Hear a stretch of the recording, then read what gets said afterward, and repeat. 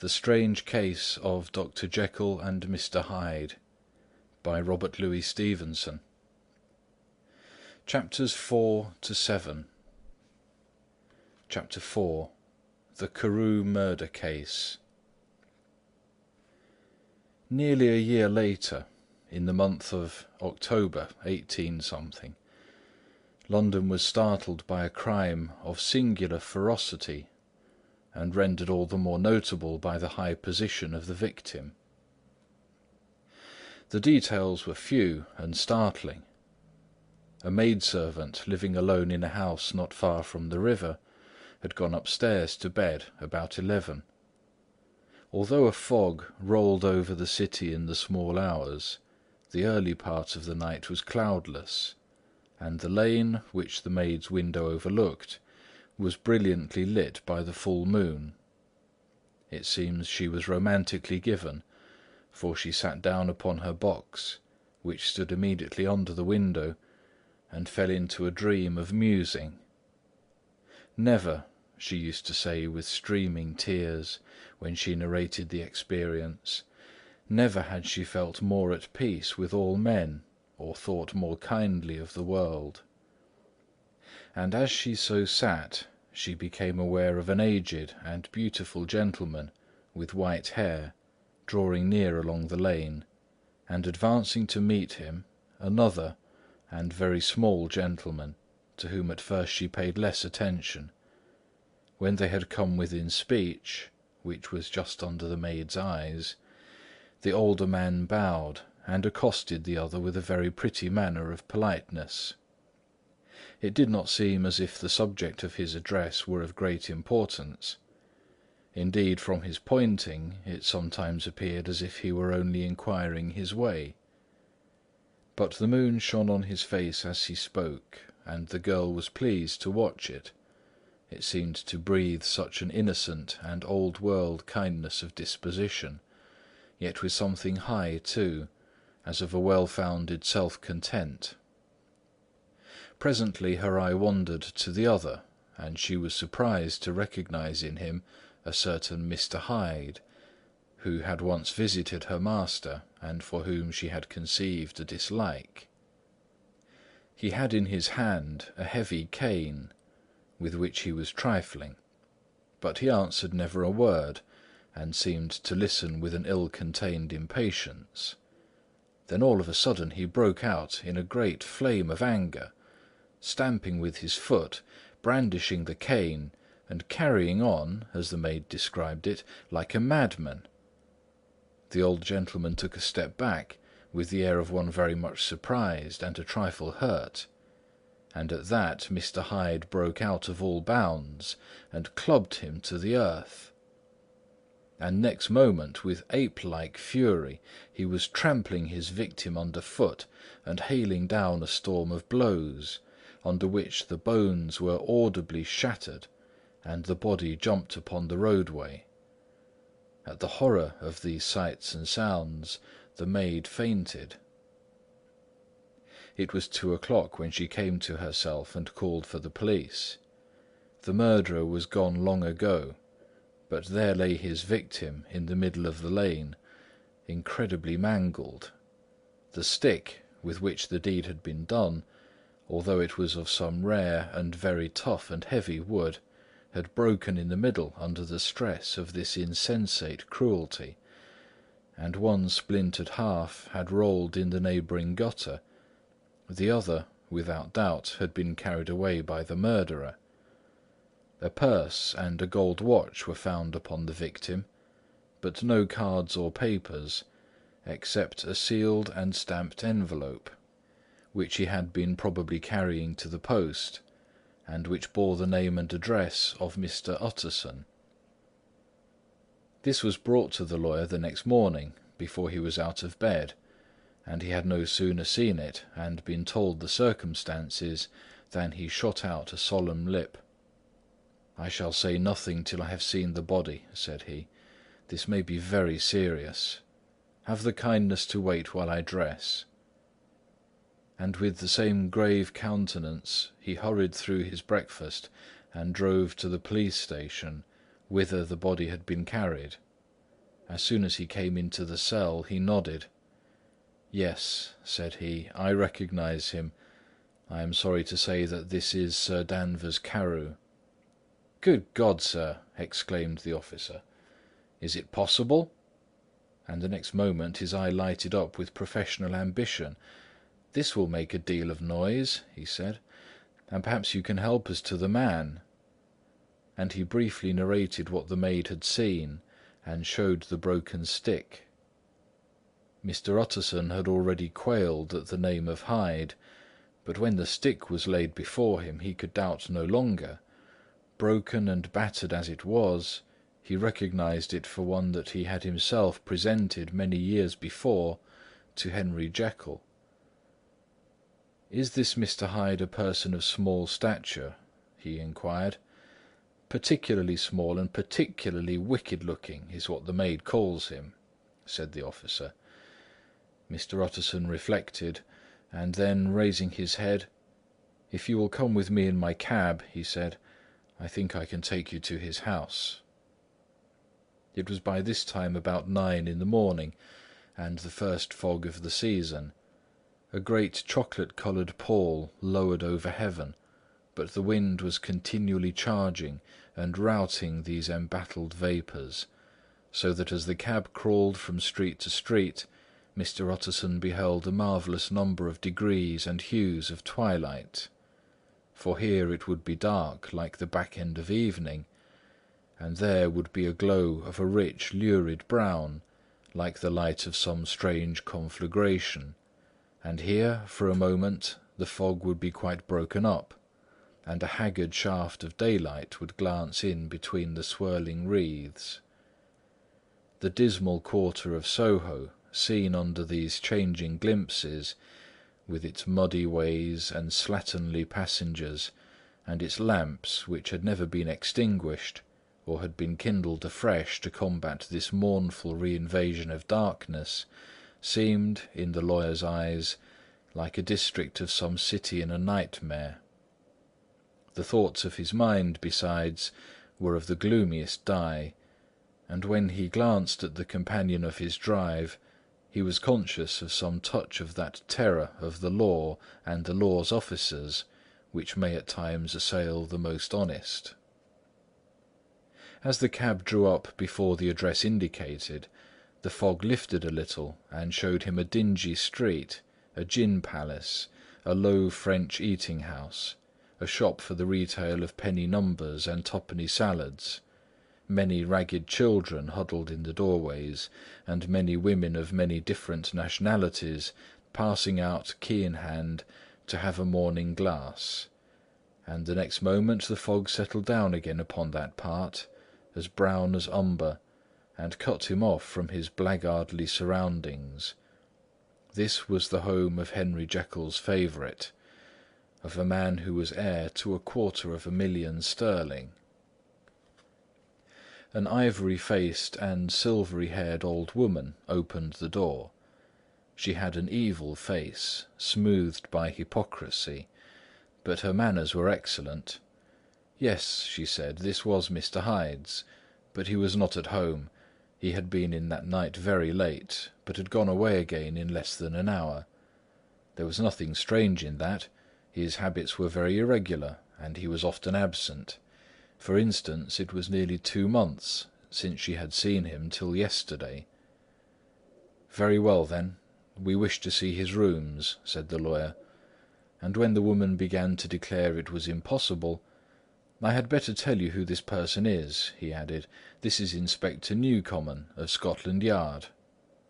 A flash of odious joy appeared upon the woman's face. "Ah," said she, "he's in trouble. What has he done?" Mr. Utterson and the inspector exchanged glances. "He don't seem a very popular character," observed the latter. "And now, my good woman, just let me and this gentleman have a look about us." In the whole extent of the house, which but for the old woman remained otherwise empty, Mr. Hyde had only used a couple of rooms, but these were furnished with luxury and good taste. A closet was filled with wine, the plate was of silver, the napery excellent, a good picture hung upon the walls, a gift, as Utterson supposed, from Henry Jekyll, who was much of a connoisseur, and the carpets were of many plies and agreeable in colour. At this moment, however, the rooms bore every mark of having been recently and hurriedly ransacked. Clothes lay about the floor, with their pockets inside out. Lock-fast drawers stood open, and on the hearth there lay a pile of grey ashes, as though many papers had been burned. From these embers the inspector disinterred the butt end of a green cheque-book, which had resisted the action of the fire. The other half of the stick was found behind the door, and as this clinched his suspicions, the officer declared himself delighted. A visit to the bank, where several £1,000s were found to be lying to the murderer's credit, completed his gratification. "You may depend on it, sir," he told Mr. Utterson. "I have him in my hand. He must have lost his head, or he would never have left the stick, or, above all, burned the cheque-book. Why, money's life to the man. We have nothing to do but wait for him at the bank and get out the handbills." This last, however, was not so easy of accomplishment, for Mr. Hyde had numbered few familiars. Even the master of the servant-maid had only seen him twice. His family could nowhere be traced. He had never been photographed, and the few who could describe him differed widely, as common observers will. Only on one point were they agreed, and that was the haunting sense of unexpressed deformity with which the fugitive impressed his beholders. Chapter 5. Incident of the Letter. It was late in the afternoon when Mr. Utterson found his way to Dr. Jekyll's door, where he was at once admitted by Poole, and carried down by the kitchen offices and across a yard, which had once been a garden, to the building which was indifferently known as the laboratory, or the dissecting rooms. The doctor had bought the house from the heirs of a celebrated surgeon, and his own tastes being rather chemical than anatomical, had changed the destination of the block at the bottom of the garden. It was the first time that the lawyer had been received in that part of his friend's quarters, and he eyed the dingy windowless structure with curiosity, and gazed round with a distasteful sense of strangeness, as he crossed the theatre, once crowded with eager students and now lying gaunt and silent, the tables laden with chemical apparatus, the floor strewn with crates and littered with packing straw, and the light falling dimly through the foggy cupola. At the further end, a flight of stairs mounted to a door covered with red baize, and through this Mr. Utterson was at last received into the doctor's cabinet. It was a large room, fitted round with glass presses, furnished, among other things, with a cheval-glass and a business table, and looking out upon the court by 3 dusty windows barred with iron.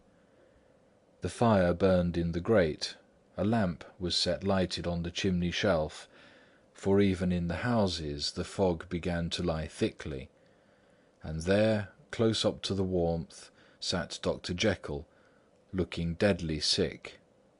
He did not rise to meet his visitor, but held out a cold hand and bade him welcome in a changed voice. "And now," said Mr. Utterson, as soon as Poole had left them, "you have heard the news?" The doctor shuddered. "They were crying it in the square," he said. "I heard them in my dining-room." "One word," said the lawyer. "Carew was my client, but so are you, and I want to know what I am doing. You have not been mad enough to hide this fellow?" "Utterson, I swear to God," cried the doctor, "I swear to God, I will never set eyes on him again. I bind my honour to you that I am done with him in this world. It is all at an end. And indeed he does not want my help. You do not know him as I do. He is safe, he is quite safe. Mark my words, he will never more be heard of." The lawyer listened gloomily. He did not like his friend's feverish manner. "You seem pretty sure of him," he said, "and for your sake I hope you may be right. If it came to a trial, your name might appear." "I am quite sure of him," replied Jekyll. "I have grounds for certainty that I cannot share with anyone. But there is one thing of which you may advise me. I have received a letter, and I am at a loss whether I should show it to the police. I should like to leave it in your hands, Utterson. You would judge wisely, I am sure. I have so great a trust in you." "You fear, I suppose, that it might lead to his detection?" asked the lawyer. "No," said the other. "I cannot say that I care what becomes of Hyde. I am quite done with him. I was thinking of my own character, which this hateful business has rather exposed." Utterson ruminated a while. He was surprised at his friend's selfishness, and yet relieved by it. "Well," said he at last, "let me see the letter." The letter was written in an old, upright hand, and signed Edward Hyde, and it signified, briefly enough, that the writer's benefactor, Dr. Jekyll, whom he had long so unworthily repaid for 1,000 generosities, need labour under no alarm for his safety, as he had means of escape on which he placed a sure dependence. The lawyer liked this letter well enough.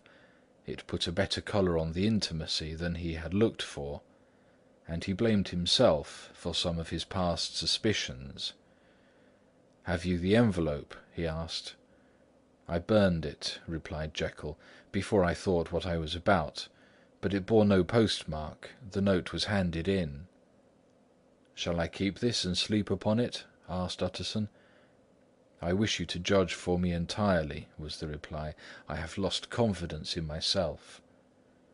"Well, I shall consider," returned the lawyer. "And now one word more. It was Hyde who dictated the terms in your will about that disappearance?" The doctor seemed seized with a qualm of faintness. He shut his mouth tight and nodded. "I knew it," said Utterson. "He meant to murder you. You have had a fine escape." "I have had what is far more to the purpose," returned the doctor solemnly. "I have had a lesson. O God, Utterson, what a lesson I have had!" And he covered his face for a moment with his hands. On his way out, the lawyer stopped and had a word or two with Poole. "By the by," said he, "there was a letter handed in to-day. What was the messenger like?" But Poole was positive nothing had come except by post, and only circulars by that, he added.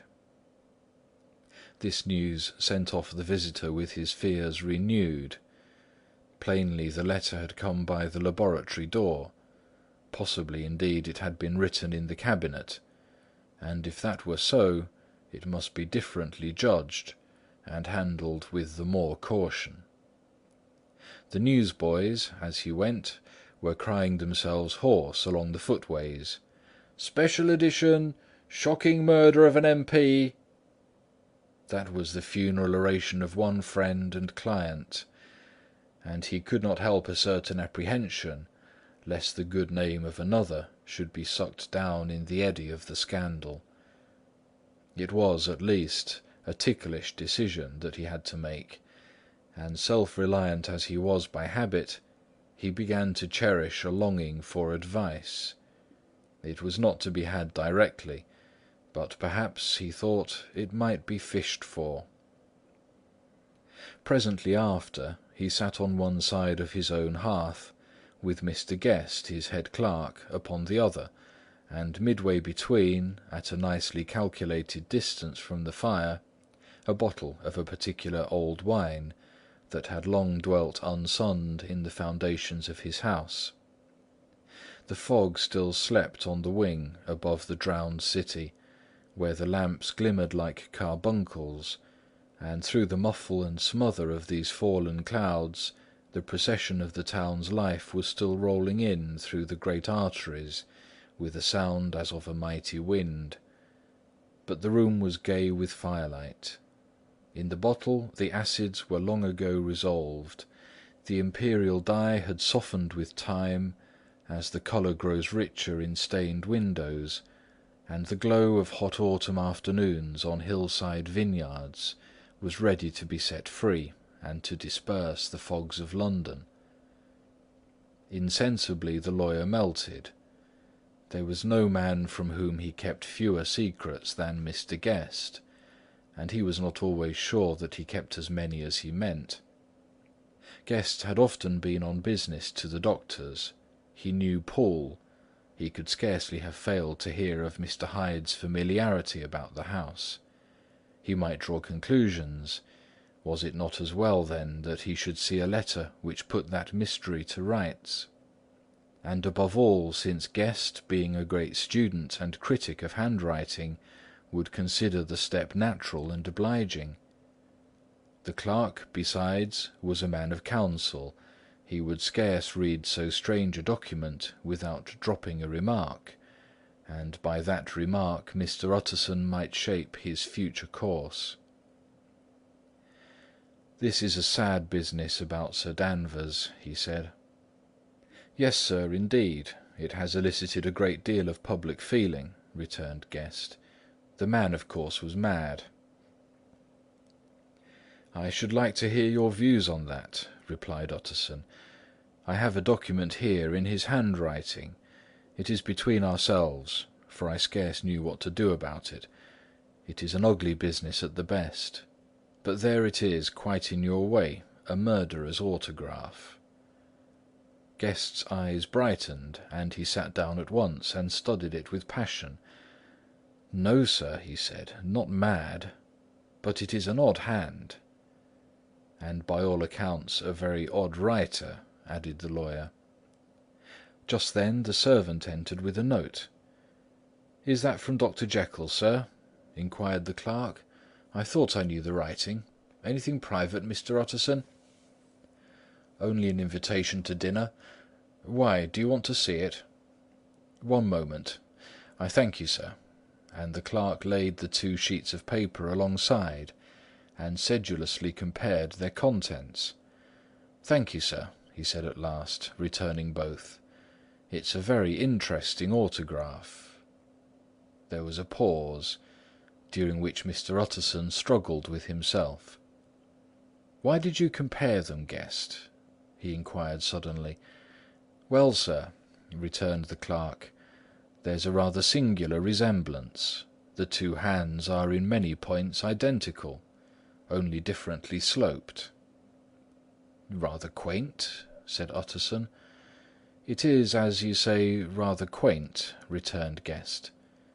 "I wouldn't speak of this note, you know," said the master. "No, sir," said the clerk, "I understand." But no sooner was Mr. Utterson alone that night than he locked the note into his safe, where it reposed from that time forward. "What!" he thought, "Henry Jekyll forge for a murderer!" And his blood ran cold in his veins. Chapter 6. Remarkable Incident of Dr. Lanyon. Time ran on. Thousands of pounds were offered in reward, for the death of Sir Danvers was resented as a public injury.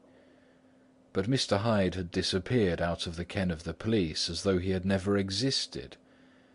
Much of his past was unearthed, indeed, and all disreputable.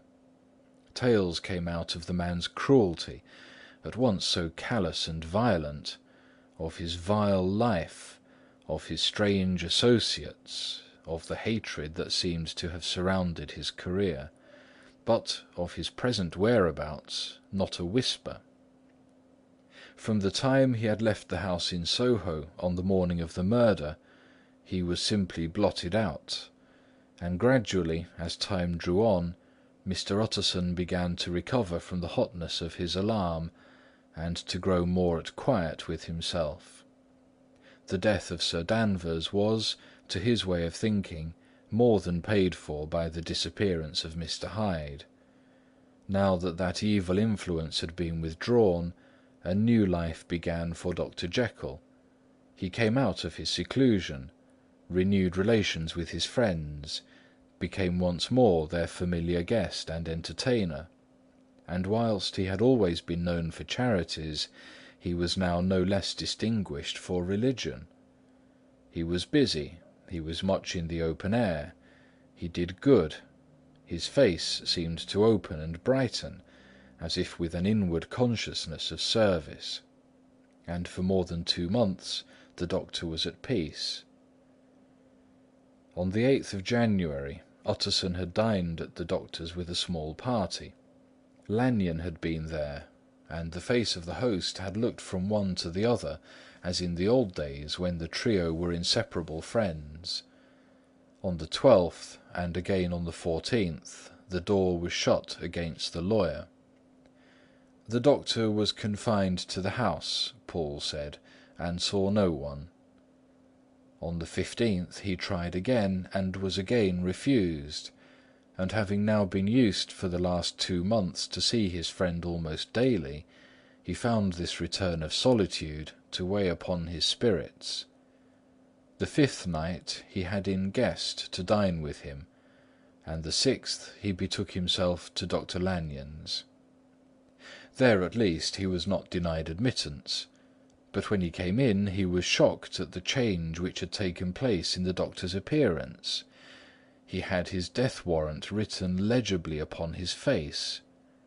The rosy man had grown pale, his flesh had fallen away, he was visibly balder and older, and yet it was not so much these tokens of a swift physical decay that arrested the lawyer's notice, as a look in the eye and quality of manner that seemed to testify to some deep-seated terror of the mind.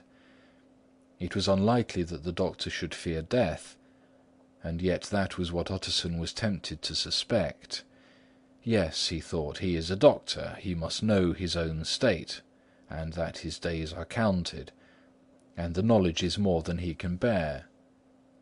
And yet when Utterson remarked on his ill looks, it was with an air of great firmness that Lanyon declared himself a doomed man. "I have had a shock," he said, "and I shall never recover. It is a question of weeks. Well, life has been pleasant. I liked it. Yes, sir, I used to like it. I sometimes think if we knew all, we should be more glad to get away." "Jekyll is ill too," observed Utterson. "Have you seen him?" But Lanyon's face changed, and he held up a trembling hand. "I wish to see or hear no more of Dr. Jekyll," he said in a loud, unsteady voice. "I am quite done with that person, and I beg that you will spare me any allusion to one whom I regard as dead." "Tut, tut," said Mr. Utterson, and then after a considerable pause, "Can't I do anything?" he inquired. "We are 3 very old friends, Lanyon. We shall not live to make others." "Nothing can be done," returned Lanyon. "Ask himself." "He will not see me," said the doctor. "I'm not surprised at that," was the reply. "Some day, Utterson, after I am dead, you may perhaps come to learn the right and wrong of this. I cannot tell you, and in the meantime, if you can sit and talk with me of other things, for God's sake stay and do so. But if you cannot keep clear of this accursed topic, then, in God's name, go, for I cannot bear it." As soon as he got home, Utterson sat down and wrote to Jekyll, complaining of his exclusion from the house and asking the cause of this unhappy break with Lanyon, and the next day brought him a long answer, often very pathetically worded, and sometimes darkly mysterious in drift. The quarrel with Lanyon was incurable. "I do not blame our old friend," Jekyll wrote, "but I share his view that we must never meet.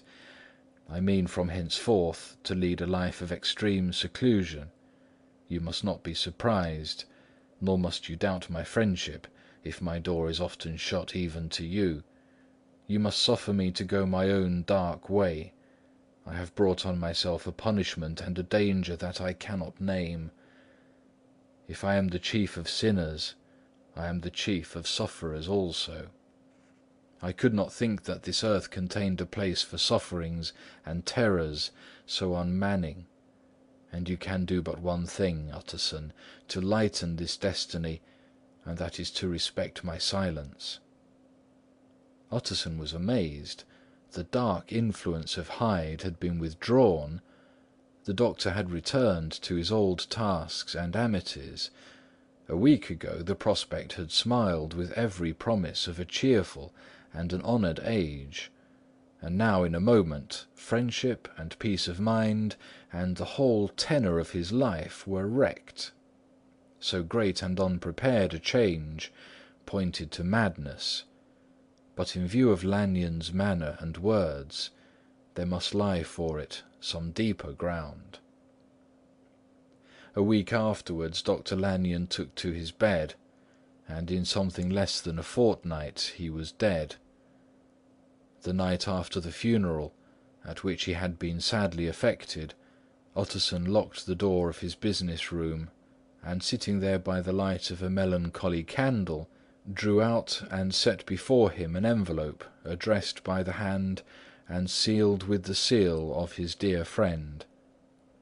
Private, for the hands of J. G. Utterson alone, and in case of his predecease, to be destroyed unread.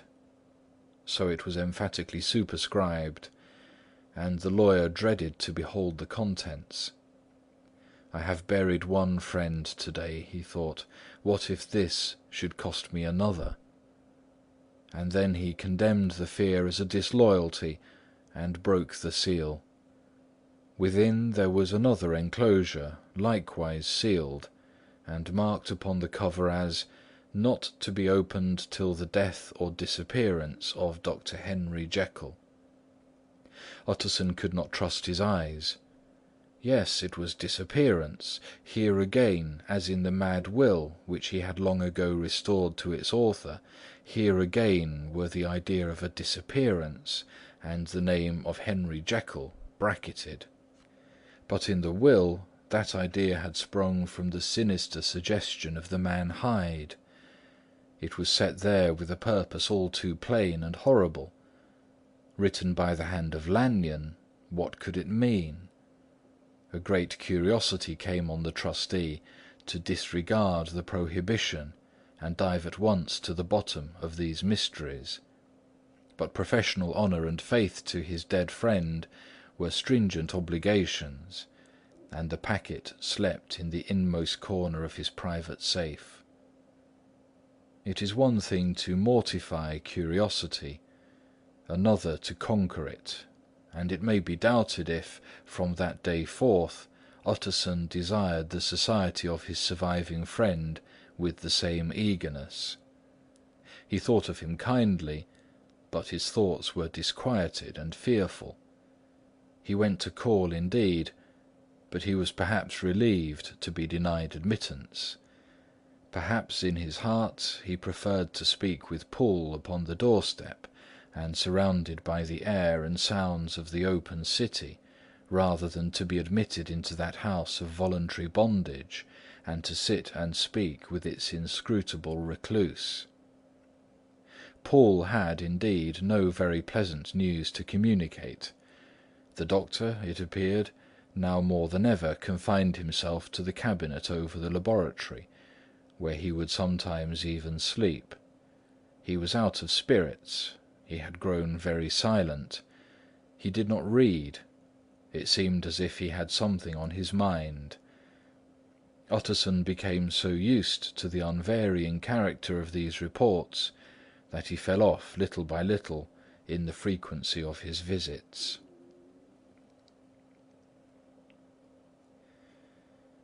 Chapter 7. Incident at the Window.